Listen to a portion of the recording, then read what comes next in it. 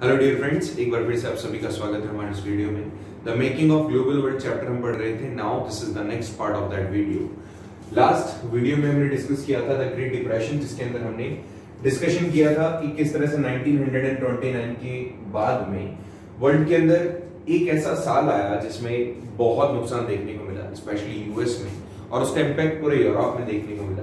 उसके अंदर क्या क्या चीजें हुई वो सारी चीजें हमने यहाँ पर देखी। स्पेशली यूएस के अंदर क्या क्राइसिस आए इसके बारे में हमने पढ़ा।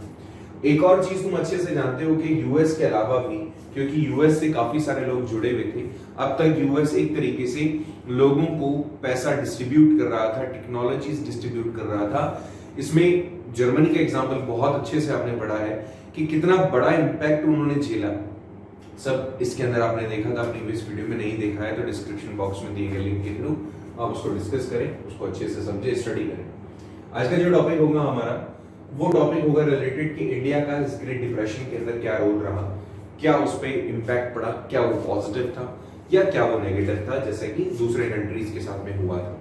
इसको समझने के लिए जरूरी है थोड़ा सा ग्लिम्स हम इसकी देखें, तो थोड़ा सा आप इस पर फोकस करके इसको सुनिएगा कि इस ग्रेट डिप्रेशन के टाइम ड्यूरेशन में जब वर्ल्ड पूरी तरीके से कोलैप्स हो चुका था economically, what happened with India too. India का एक्सपोर्ट एंड इंपोर्ट लगभग 1928 से 1934 के बीच में, तुम जानते हो 28, 29 और 32 तक वर्ल्ड के अंदर ये क्राइसिस देखने को मिले थे। सो यहाँ पे कोलैप्स हो चुका था, बिल्कुल बुरी तरीके से डिस्ट्रॉय हो चुका था इंडिया का इंपोर्ट एंड एक्सपोर्ट, क्योंकि ऑब्वियसली वर्ल्ड काफी ज्यादा सफर कर रहा था ड्यू टू दिस डिप्रेशन। अगर हम इंटरनेशनल प्राइसेस के बारे में बात करें तो हर एक चीज का प्राइसेस क्रैश हो चुका था, लोगों के पास पे करने के लिए नहीं था, लोगों के पास में पैसा बचा ही नहीं था। दिस इज द रीजन कि इंटरनेशनल जो प्राइसेस थे वो क्रैश हो चुके थे। इंडिया के अंदर भी इसका कंडीशन सेम ऐसा ही हुआ, जो इंटरनेशनल प्राइसेस थे वो क्रैश हो गए, इंडिया के अंदर भी प्राइसेस कोलैप्स हो गए। 1928 से 34 के बीच में जो इंटरनेशनल प्राइसेस थे वो लगभग the prices in India fail by the 50%।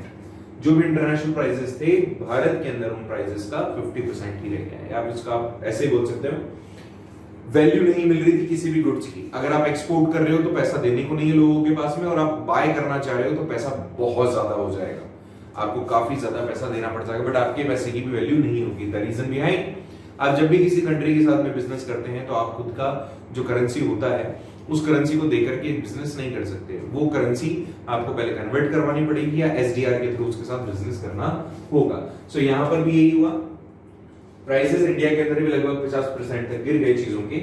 Pageants हैं या फिर जो फार्मर्स थे उनको भी काफी सफर करना पड़ा, क्योंकि जो अर्बन एरियाज में रहने वाले मीडिएटर्स हैं, ब्रोकर्स हैं, उन्होंने भी उनको वैल्यू देना बंद कर दिया। कोई भी चीज है, पैसा है ही नहीं तो आप क्या करेंगे, आप जो भी प्रोड्यूसर है उसका पैसा जो भी वो आपके साथ बेचने के लिए आ रहा है सामान, आप क्या करोगे, आप उसका तो पेमेंट करोगे और फिर चीजें लोगे। आप उसको सामने मना कर दो कि हमारा पेमेंट नहीं है, आप वो सामान लेकर के आगे, ऐसा होता है, आज भी होता है फार्मर्स के साथ हमारे। वो लोग क्या करते हैं, एक्सप्लॉइट करते हैं। कैसे, किसी वो लोग सामान लेकर के आपके पास में आ जाता है, मीडिएटर उनको बहुत ही गिने चुने दामों पर उनको उनसे वो सामान खरीद लेता है और फिर काफी ऊंचे दामों पर पैसा बेचता है। अब यहाँ पर क्या होगा, पेजेंट्स एंड फार्मर्स भी अपना जो भी प्रोडक्शन करते थे वो लेकर आते थे, सिटीज में बेचते थे, लेकिन उनको उतना वैल्यू नहीं मिलता था जो उसका वर्थ होता था। एग्रीकल्चर प्राइसेस भी बहुत तेजी से कॉलोनियल टाइम ड्यूरेशन के अंदर गिरी। अगर आप एग्रीकल्चर प्राइसेस की बात करते हैं तो वो भी काफी ज्यादा तेजी से गिरना शुरू हुई कॉलोनियल गवर्नमेंट के दौरान, because refuse to reduce the revenue demand. Peasants production the world market were the worst hit. इन्होंने डिमांड करी कि आप हमारे टैक्सेस को कम कर दो, रेवेन्यू हमारा कम कर दो, ठीक है, लेकिन गवर्नमेंट ने रिफ्यूज कर दिया कि आपका टैक्सेशन कम नहीं होगा। क्यों नहीं होगा, बिकॉज वर्ल्ड मार्केट के अंदर अभी बहुत बुरा टाइम चल रहा है। हमारे यहाँ पे ब्रिटिश गवर्नमेंट थी, ब्रिटिश गवर्नमेंट में या ब्रिटिश टेरिटरीज में कंडीशन और भी ज्यादा बुरी थी, बिकॉज आपने देखा कि किस तरह से यूएस ने पूरे यूरोप को अफेक्ट किया था। अब अगर यहां से भी जो पैसा आ रहा है, अगर वो पैसा भी नहीं आएगा तो वो अपना खर्चा कैसे चलाएंगे। And should not be forgotten कि हमारे यहाँ पे 1928, 1934 ये वो टाइम ड्यूरेशन आने वाला है या आ चुका था जिसमें फर्स्ट वर्ल्ड वॉर हम झेल चुके थे और सेकंड वर्ल्ड वॉर की हम तैयारी कर रहे थे। तो ऐसी कंडीशन में यहां पर पैसा, आप ये कह दीजिए कि ब्रिटेन ने इस बात को एक्सेप्ट नहीं किया कि क्योंकि हमारा बुरा समय है, मतलब ब्रिटेन का बुरा समय है, तो कैसे इंडिया वाले फ्री रह सकते हैं, इन्हीं से तो हम पैसा ले सकते हैं, बिकॉज हमारी सारी दूसरी टेरिटरी तो नुकसान में है, केवल यही टेरिटरी तो है जो हमें मुनाफा दे रही है, तो उसको हम कैसे छोड़ दें। तो यहां इसको एक्सेप्ट नहीं किया गया। The jute producers of Bengal grow raw jute, that was produced in the factories of export in a form of gunny bags. But as the gunny export collapsed, the prices of raw jute crashed more than 60%. यहां पर क्या कहा है इसे अच्छे से समझे पहले एक बार, कि जो भी रॉ जूट बनाते थे या फिर जूट का प्रोडक्शन जो करते थे, उन्होंने पहले चीज तो फैक्ट्रीज में रॉ जूट से गनी बैग्स बनाना शुरू किया। गनी बैग्स क्या होते हैं, अगर आपने जूट के बैग्स देखे होंगे तो एक बिल्कुल स्लाइसेस टाइप से आपस में जोड़ते हुए एक बैग बना दिया जाता है, सिंपल सा जो जूट का बैग होता है वैसा। तो उन्होंने रॉ जूट से इस तरह से प्रोडक्शन करना शुरू किया था, उसको एक्सपोर्ट करते थे, बट क्योंकि एक्सपोर्ट इंपोर्ट कोलैप्स हुआ तो यहाँ पर इनका जो प्रोडक्शन था वो भी कोलैप्स हो गया, लगभग 60% तक इनकी जो डिमांड थी वो गिर गई।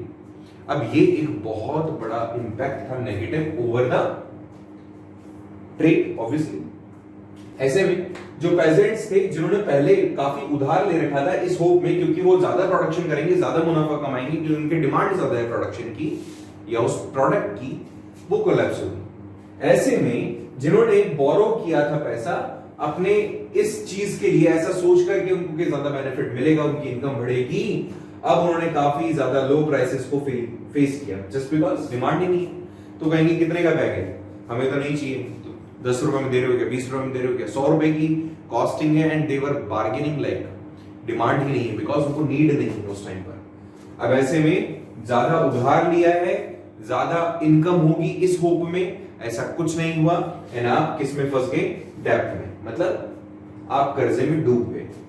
जितने भी पेजेंट्स थे वो लगातार उनका कर्जा बढ़ता जा रहा था, उनकी सारी सेविंग्स खत्म होती जा रही थी, मॉर्टगेज कर दिया, मतलब अपनी जमीनों को उन्होंने गिरवी रख दिया, उन्होंने अपने जो भी उनके पास में प्रेशियस स्टोन्स थे, जो ज्वेल्स थे, all the precious things they have sold, उन्होंने सब बेच दिया अपने खर्चों को मीट अप करने के लिए, मतलब उन्होंने अपने खर्चों को पूरा करने के लिए उनके पास में जो कुछ था उन्होंने वो सारी चीजें बेच दी। ऐसी कंडीशन में और क्या हुआ, क्योंकि प्राइसेस सारी चीजों की गिरती जा रही थी, तो ऐसे में जिसके पास में फिक्स इनकम थी, जो कि सैलरीड पर्सन थे ऑब्वियसली, जिनके पास में अपनी फिक्स इनकम आने कि भाई अपने 10 to 5 की जॉब करनी है, इतना अपनी इनकम आएगी, ऐसी कंडीशन में वो कहां जाते थे, fix income says town dwellers, dwelling land owners who receive the rent of middle class salaried employees now found themselves better off everything cost less। Reason क्या है, इन्होंने क्या कहा, जो सैलरीड पर्सन थे या कुछ ऐसे लोग थे जो कि शहरों के अंदर उधार में चीजें दिया करते थे, बड़े बड़े मकान बना दिए, उनको रेंट पे चढ़ा दिया, रेंट पे वो लोग ले रहे हैं जिनकी फिक्स इनकम है, सैलरीड इनकम है। तो ऐसे में जो लैंड ओनर्स थे शहरों के अंदर, टाउन्स में, वो अपने आप को काफी बेटर समझ रहे थे इंस्टेड ऑफ एवरीथिंग, बिकॉज वहां पर उनका कॉस्टिंग बिल्कुल लेस था एंड इनकम उनका काफी ज्यादा था, फिक्स इनकम उनके पास में जनरेट हो रही थी रेंट से। तो ऐसे में जो भी सैलरीड एम्प्लॉइज थे they were very happy by their decisions, और जो दूसरे लोग थे काफी दे हैव सफर्ड। ठीक है, इसके अलावा लास्ट पॉइंट में अगर आप बात करें तो यहाँ पे इंडस्ट्रीज, जो इंडिया के अंदर इंडस्ट्रीज थी, दूसरी इंडस्ट्रीज, उनको थोड़ा सा पुशअप मिला जस्ट बिकॉज उनकी गवर्नमेंट ने कुछ पॉलिसीज ऐसी बना दी थी, उनके ऊपर फोर्स था, प्रेशर था नेशनलिस्ट का, जो भी हमारे यहाँ राष्ट्रवादी थे उनको प्रेशर क्रिएट कर रहे थे कि भारत के अंदर जो भारत के इंडस्ट्रियलिस्ट हैं उनको आप सपोर्ट करो। ऐसी कंडीशन में उनके इस प्रेशर को झेलते हुए गवर्नमेंट ने टैरिफ पर प्रोडक्शन लगा दिया, लाइक टैरिफ बैरियर्स लगा दिए, बाहर से चीजें इंपोर्ट आप कम करोगे, जब बाहर से चीजें इंपोर्ट आप कम कर रहे हो तो आपके यहाँ पे जो लोकल इंडस्ट्रियलिस्ट हैं वो ग्रो करेंगे, ऐसा ही कुछ हुआ यहाँ पर भी।